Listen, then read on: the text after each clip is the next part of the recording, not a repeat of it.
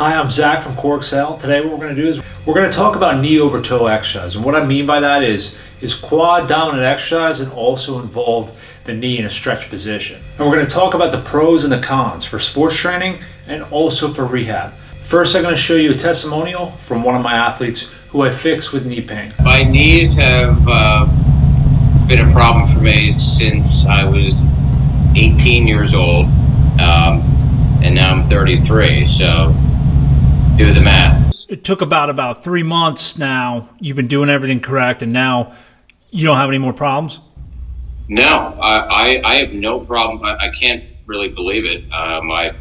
After a few sessions, it felt good, but the knee pain was still there. Even after a month, the knee pain was there, but I really noticed a big difference in approaching that third month as my glutes and legs started to support my knee. So this is one of an example of an exercise that people really get into. They just lay back. Obviously he can do this. He's been through our system. Okay, this is part of something that you can do, but we never even do this. Okay, there's another exercise we're going to show you that we actually do that's going to be more beneficial.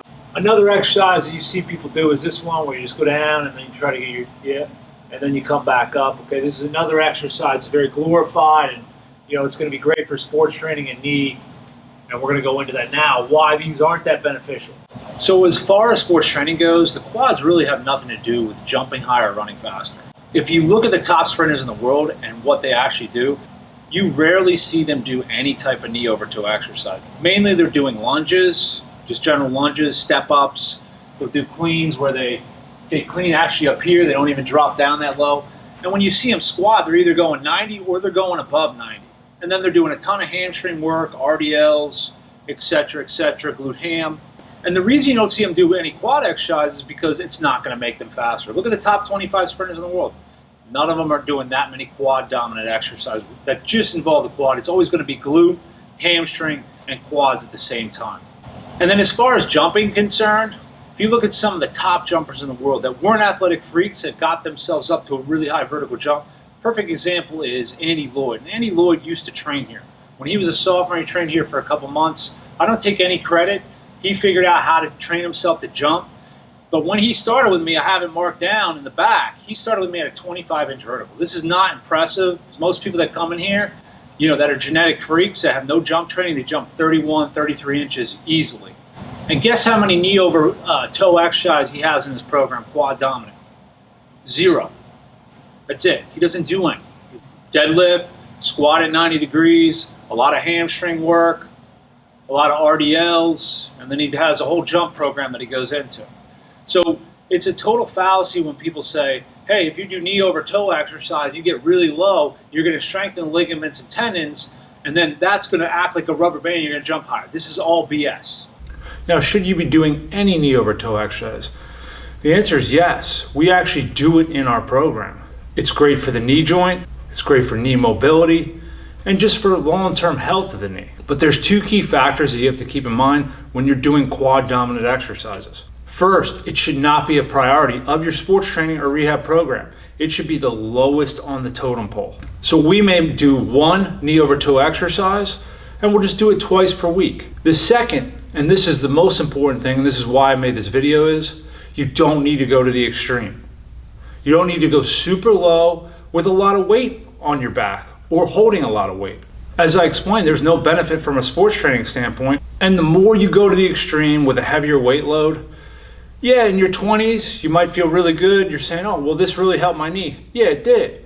But if you keep doing that repeatedly in that low position, eventually over time, when you hit 40, 50, you're gonna most likely have some knee issues. And if you're in your 40s like me and you try to do these extreme positions, you're gonna end up really hurting your knee badly. So here's that lunge on your toe. Okay, we're gonna grab 15-20% of somebody's squat max, and we're just gonna go to here. This is plenty of knee joint strengthening without going to the extreme.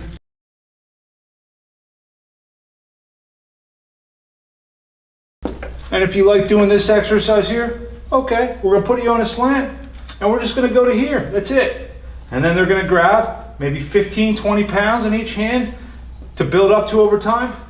And that's all they're gonna go to. Or maybe you just use no weight. because you're like me and you're older. Just get a nice burn in the quads. So now we're going to talk a little bit more about rehabbing the knee. Then we're going to show you an exercise that we think is a top priority as far as knee over toe goes that we use in our system. And then we're going to talk about Nordic curls at the end, the pros and the cons. If you have knee pain and you're trying to fix it, the most important thing is properly training the glutes and the adductors, especially the glutes. Get them to a certain level. That way that your femur head is going to track properly when you're doing different quad exercises that we're going to show you in order for you to strengthen it and not put the pressure and torque on the knee. It all comes down to the glutes. If this is off, then your femur head's going to be out of alignment, and now it's going to put a lot more torque and pressure on your knee. Then once those are complete and you have those pieces of the puzzle worked out, that's when you can start going in and train the quads like we're going to show you right now. So what you're going to do is you're going to get into a wall sit position like you normally do against the wall. You're going to walk your heels behind your knee, okay? And you want to get about, 6 inches apart with your feet. You're going to get up on your toes. And right when you get up on your toes, you're going to start to feel your upper quads start to turn on. From there, you're going to thrust your hips out in this direction and feeling like you're taking your hips toward the opposing wall away from you. So the key to this exercise is when you sit back, you want to stay on your toes the entire time. You want to make sure your knees aren't caving in as you push your hips up. So in other words, you don't want to have your knees come close together. You want to force your knees at a slight angle outwards. But your feet are straight ahead. But the feet are straight ahead. Lunges and even knee over toe exercises, you're basically working from here down. Here, we're working from here up where the rectus femoris here, this muscle, connects right into the hip. So that's going to have the most effect on femur head alignment for the knee, but also the greatest effect as a support structure for your knee. Everyone talks VMO, VMO. This is going to work the VMO, but it's also going to work from here up. That's the hardest piece to get. And also we have an app. It's much more details and you can learn a lot more than just the YouTube. And it's all right there for you. And it's really going to teach you if you have some injuries and also from a sports training standpoint, what you need to do. So when you're first learning this, he was pretty low just to show you. He's still going to pull his feet back underneath him, but he's a little bit higher. And that's why we have this blue box here on top of the bench. Okay, and we'll show you the higher levels. Go ahead. And so same technique. We're just thrusting, trying to get your knees forward, thrust up a little bit and back. So that's a good start point. You can put like a 6-inch box, it's an 8-inch box on a bench, and it makes it a lot easier. So here's the higher level. Okay, we took the box away. Now he's going to get nice and low. He's going to pull his feet back underneath him a little bit more. And now he's just going to get down, and then he's going to shoot forward like that. And you can come down, and as you get better, you can actually bring your legs farther and farther back and get a little bit more stretch position. But this right here is very challenging.